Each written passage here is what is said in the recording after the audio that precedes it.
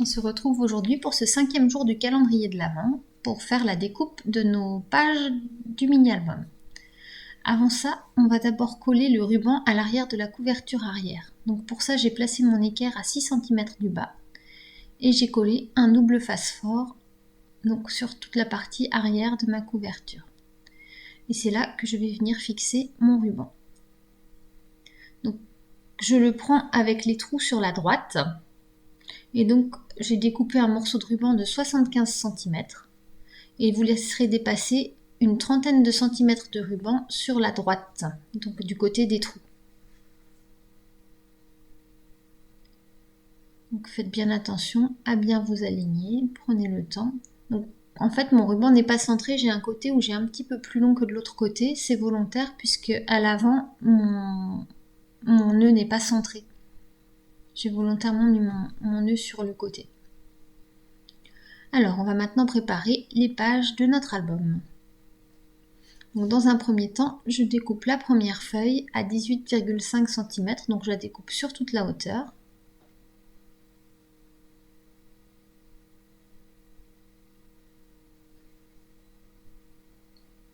Puis, je vais tourner ma feuille et je vais découper donc dans l'autre sens 2 morceaux de 13 cm de largeur. Donc, voilà.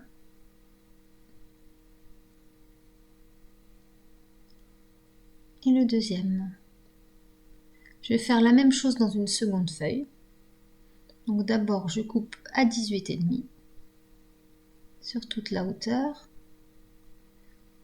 Je tourne ma feuille et je fais 2 morceaux de 13 cm.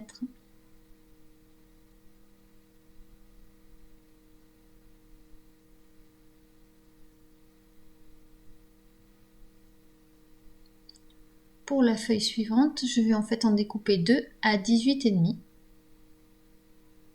et je vous montrerai par la suite comment les plier. Donc je découpe ma deuxième, toujours à 18,5 sur toute la hauteur. Et enfin, je vais découper une 5e feuille et celle-ci, je la coupe à 13 cm.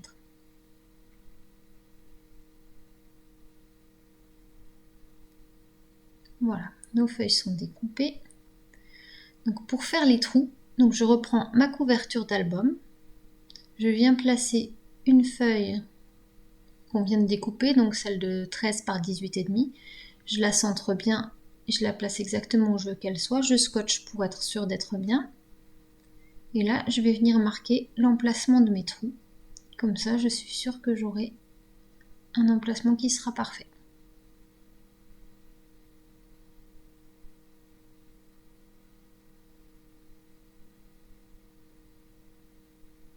Faites attention avec les scotch repositionnables, enlevez-les délicatement pour ne pas arracher votre papier.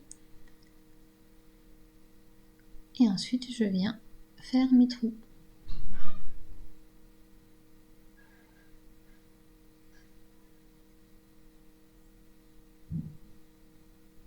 Donc je reprends les autres feuilles, donc les feuilles simples, celles qu'on a faites en 13 par 18,5. Je scotche tout ça ensemble, donc le petit paquet. Moi, ma perforatrice permet de faire des épaisseurs assez importantes. Si c'est pas le cas, vous êtes obligé de les faire une par une, vous faites en fonction de votre matériel. Donc là, je viens trouer mes pages.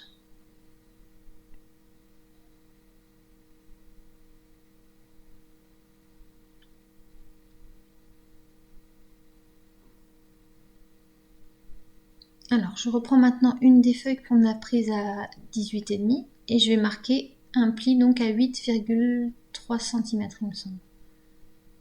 Je vous ai noté juste avant la mesure. Voilà, c'est ça. Donc, je tourne mon travail et je fais un second pli à 8,3 cm du bas cette fois-ci. Donc 8,3 en haut, 8,3 en bas.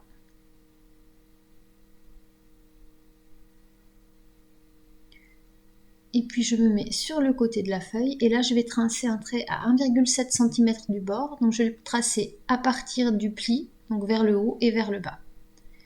C'est cette petite partie-là, ce petit rectangle que je viens de tracer, que je vais venir découper. Voilà, donc j'enlève le petit rectangle en bas, le petit rectangle en haut.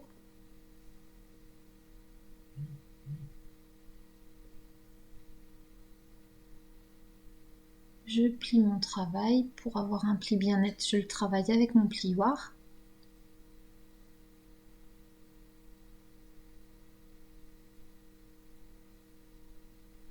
Et je reprends une des pages que l'on a découpées tout à l'heure en 13 par 18,5 pour l'utiliser en fait comme gabarit pour venir faire les trous de cette page pliée. Pareil, je scotche toujours avec du repositionnable avant pour être sûr que mon travail ne bouge pas.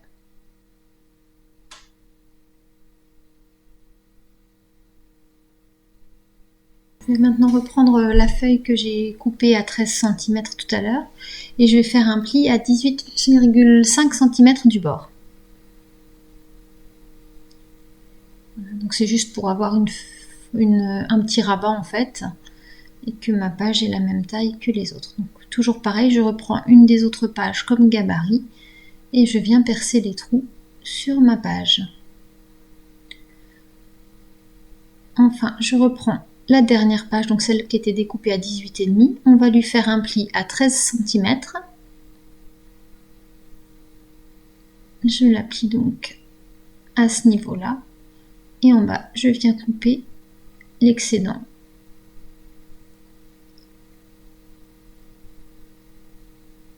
Si vous préférez, vous pouvez très bien couper à 26 avant et puis plier en deux, ça fonctionne aussi, c'est vous qui voyez ce qui est le plus facile pour vous. Donc là, comme pour les autres, je vais faire un trait à 1,7 cm du bord, donc à partir de mon pli.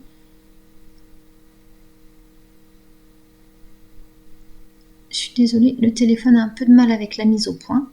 Et cette fois-ci également, je vais venir enlever le petit rectangle que je viens de tracer.